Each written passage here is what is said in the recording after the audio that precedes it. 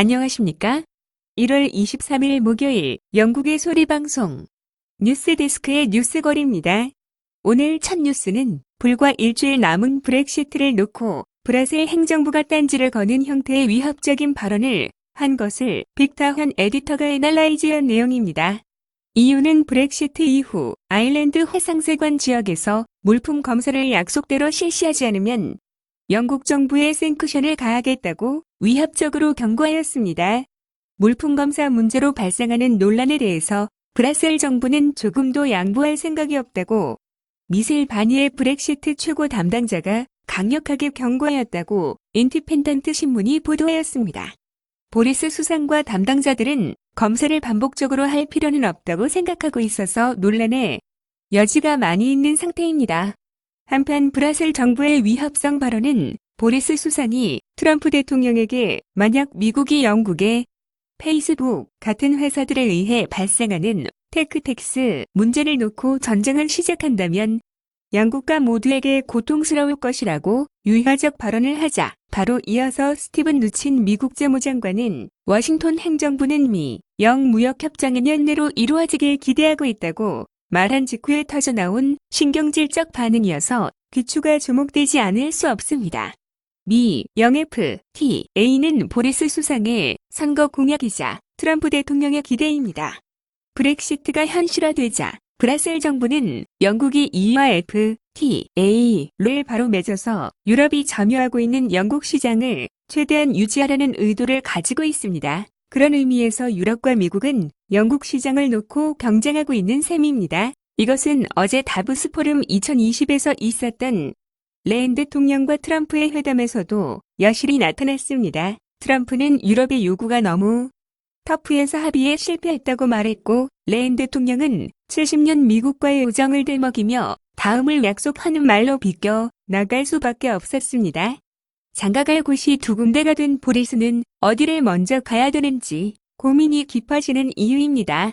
다음은 BBC가 보도한 브렉시트 결승선을 넘었다 라는 기사를 간추려 드리겠습니다. 이 말은 보리스 수상이 오늘 오전 의회에서 의기양양하게 외친 발언이었습니다. 1월 31일에 영국이 유럽연합을 떠날 수 있는 도로를 깔아준 유럽 법안이 의회를 통과했고 이제 남은 것은 황실의 형식적인 제거뿐입니다. 보리스 수상은 목소리에 힘을 주었습니다. 영국은 이제 수년 동안의 쓰거움과 분열을 뒤로하고 하나로 뭉쳐서 전진할 수 있게 되었습니다.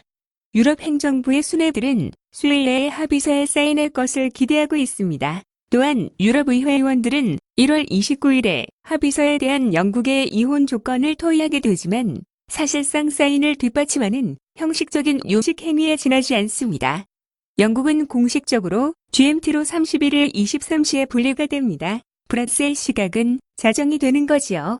그러면 2016년 6월 국민투표를 실시한 지 3년 반 만에 탈퇴하는 겁니다.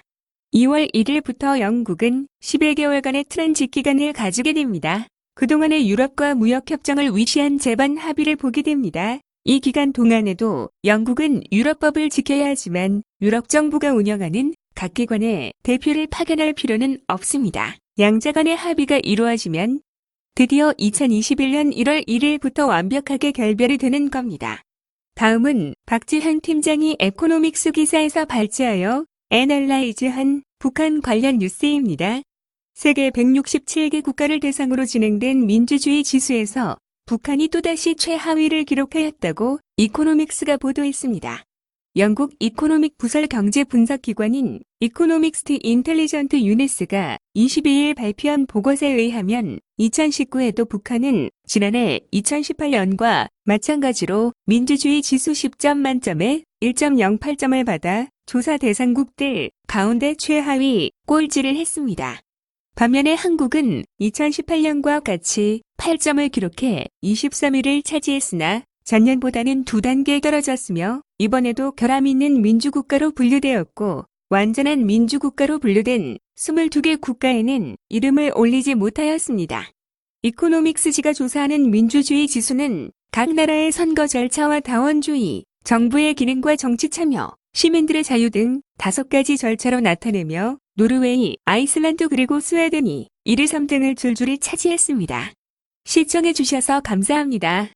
구독과 좋아요도 눌러주세요. 감사합니다.